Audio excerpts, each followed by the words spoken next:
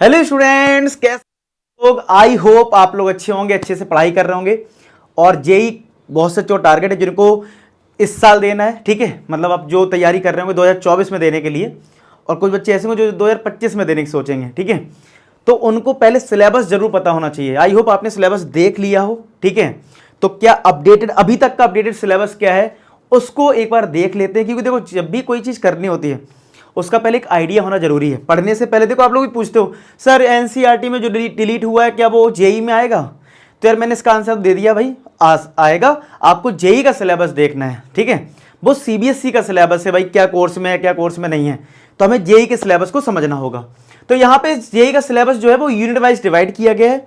मैं आपको बता भी देता हूँ कि कौन सी 11th की है कौन सी 12th की, सब कुछ डिस्कस कर लेते हैं। तो पहला यूनिट है, अगर जेई का सिलेबस आप देखेंगे तो जिसमें आपको देखने को मिलेगा सेट्स रिलेशन फंक्शन। तो सेट वाला जो पार्ट है वो तो आप 11th क्लास में पढ़ते हो, और रिलेशन फंक्शन भी आप 11th में पढ़ते हो, लेकिन रिलेशन फंक्शन 12th क्लास में भी है। अगर आप एनसीईआरटी वाइज देखेंगे, क्लास वाइज देखेंगे, तो आपको ये चैप्टर आपको लगेगा 11th वाले बच्चे जो होंगे वो सोचेंगे सेट्स एंड रिलेशन फंक्शन, ये तो यार हमारी 11th क्लास में ही है। लेकिन कुछ चीजें आप नहीं कर पाओगे क्योंकि ये chapter relation function 12th class में है। जैसे कि types of relation, equivalence relation, ये आप क्लास 12th में पढ़ते हो। तो जो क्लास 12th वाले बच्चे हैं वो तो समझ रहे होंगे इस बात को। क्लास 11th वाले ये सब पढ़ते हैं, यूनियन, इंटरसेक्शन, कॉम्प्लीमेंट, ठीक है, पावर सेट, रिलेशन, ये सब पढ़ते हो। लेकिन टाइप्स ऑफ रिलेशन आप नहीं पढ़ते, ये 12th में पढ़ोगे।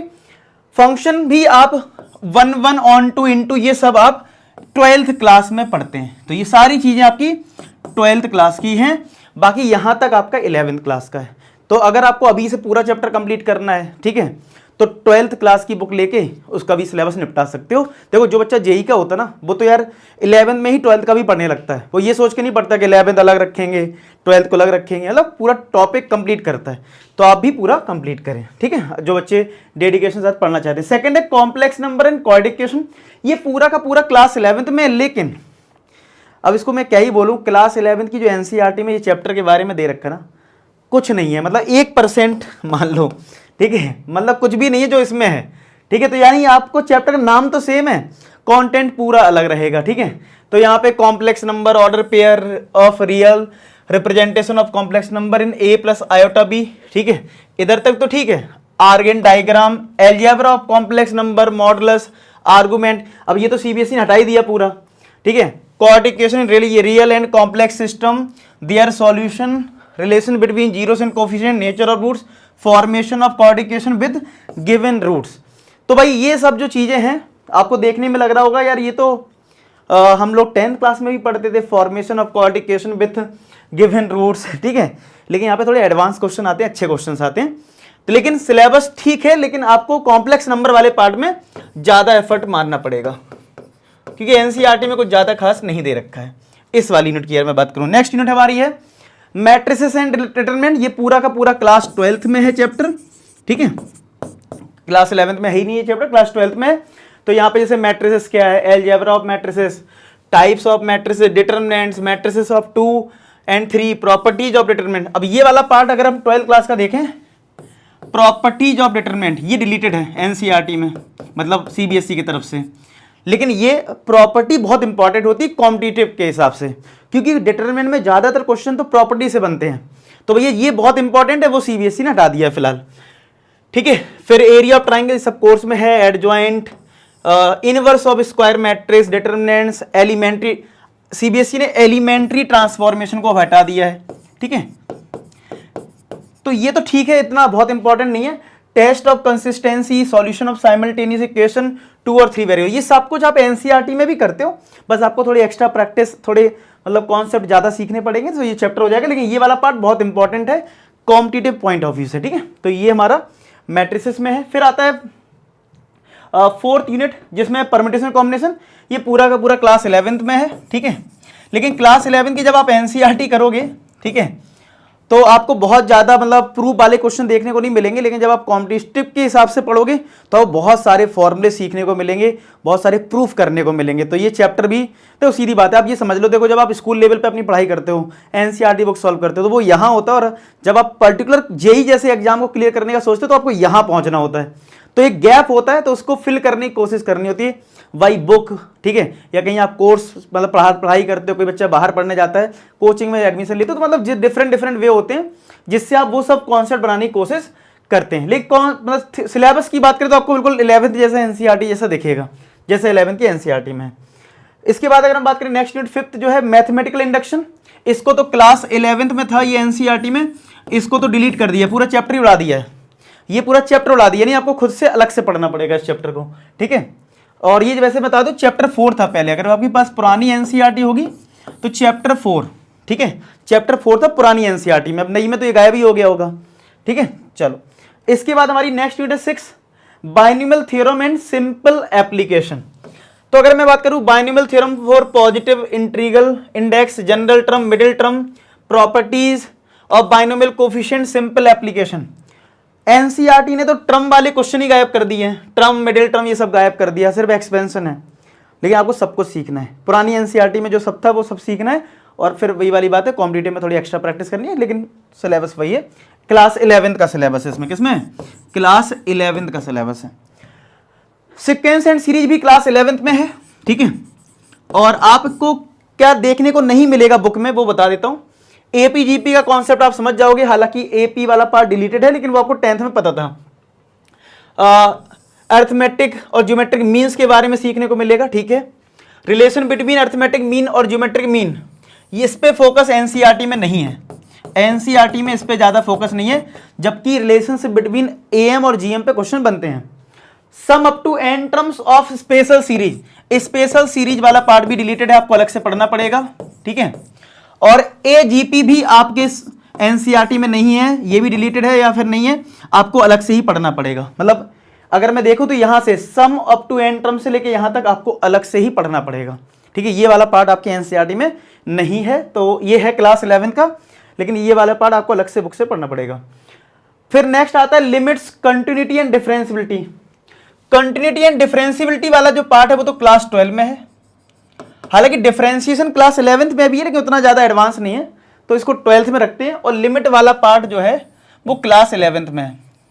लिमिट और कंटिन्यूटी काफी हद तक मतलब एक दूसरे से लिंक होता है, जिसका लिमिट स्ट्रांग होता है तो वो कंटिन्यूटी भी कर ले जाता है, ठीक है। तो इसमें क्या क्या टॉपिक है, रियल वैल्यूड फंक्शन, पॉलिनोमियल, मतलब डिफरेंट टाइप के फंक्शंस पहले सीखने हैं, देख रहे हो, algebraic function, polynomial, rational, trigonometric, logarithmic, exponential.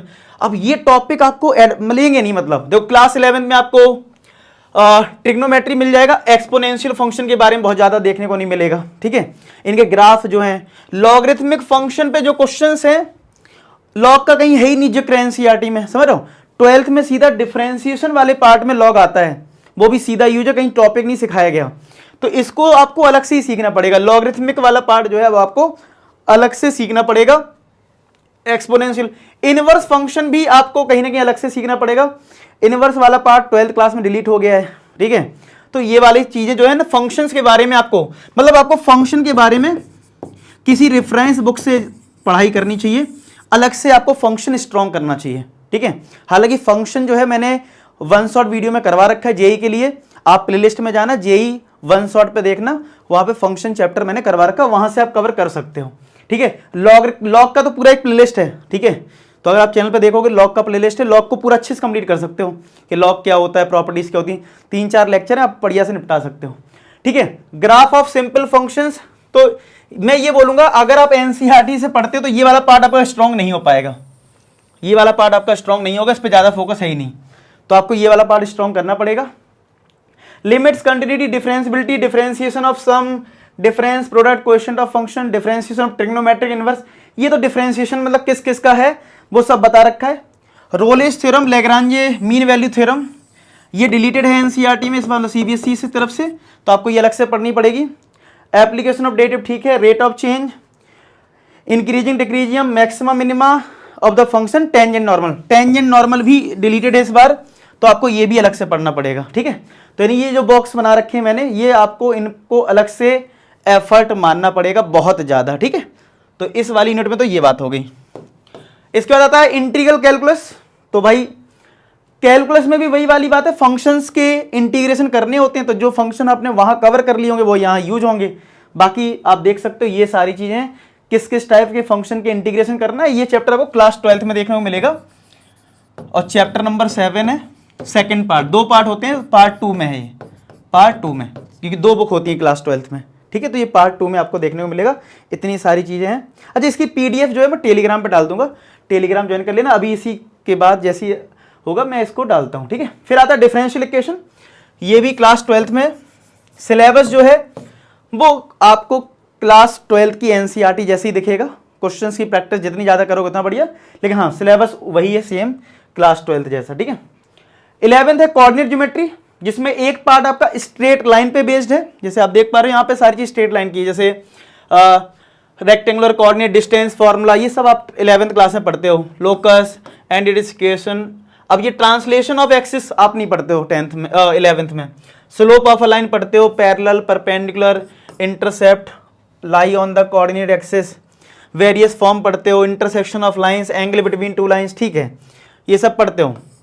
Distance of a point from a line, equation of internal and external sector of angle between two line, ये नहीं पढ़ते हो आप, ठीक है। ये वाला पार्ट आपको अलग से करना पड़ेगा, ये वाला पार्ट, ठीक है, ये वाला पार्ट आपको अलग से करना पड़ेगा।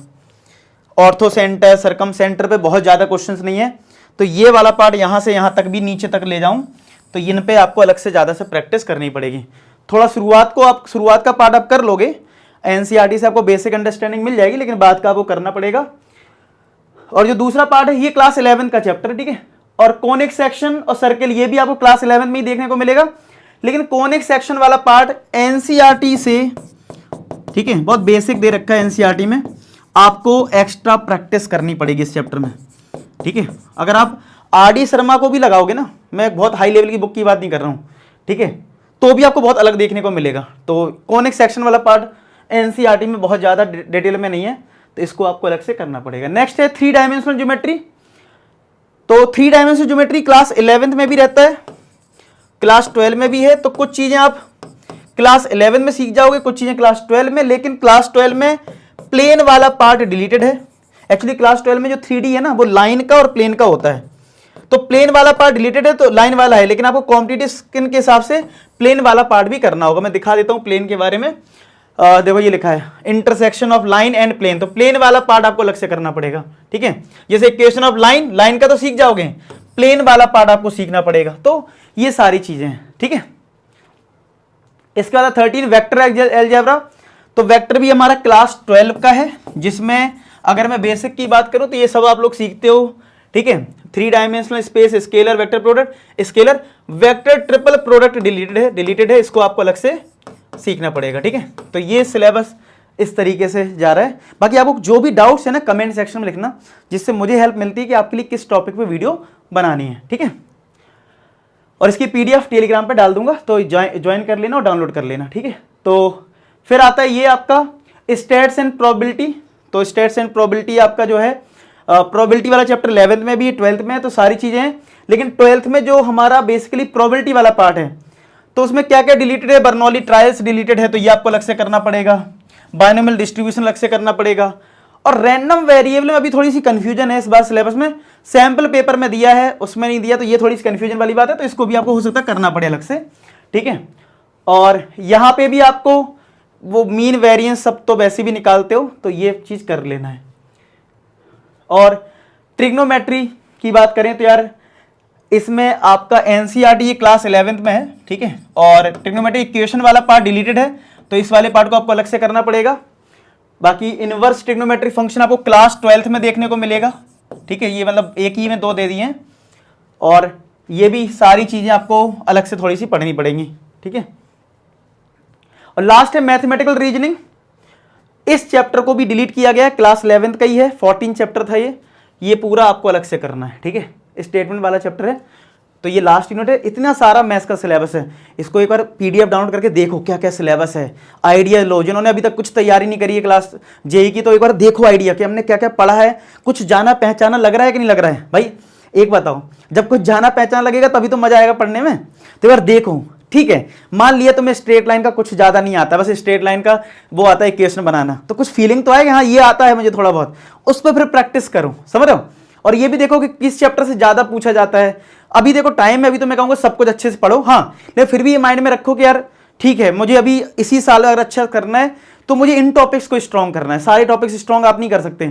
चलो पहले मैं हाई वेटेज वाले टॉपिक्स को स्ट्रॉन्ग करता हूं, तो ये भी जरूरी ना, मैंने इस पर वीडियो बना रखा है, ठीक है। आप बताना कमेंट सेक्शन में, तो इस पर भी एक वीडियो नया बना दूंगा। तो आपको बस ये समझना है कि यार हमें इस पर फोकस करना है कि हाई वेटेज वाले टॉपिक्स हैं, चैप्टर्स हैं, उनको अच्छे से कर लो, ठीक है, समझ रहे हो, तब भी आप अच्छा स्कोर कर सकते हो। तो फिर भी कोई डाउट है कमेंट सेक्शन में लिखना, और बाकी टेलीग्राम से डाउनलोड कर लेना। मिलते हैं नेक्स्ट वीडियो में, तब तक अपना ख्याल रखें, पढ़ाई करते रहें। लास्ट में एक ही बात बोलूंगा कि आप सभी सफल हो। धन्यवाद।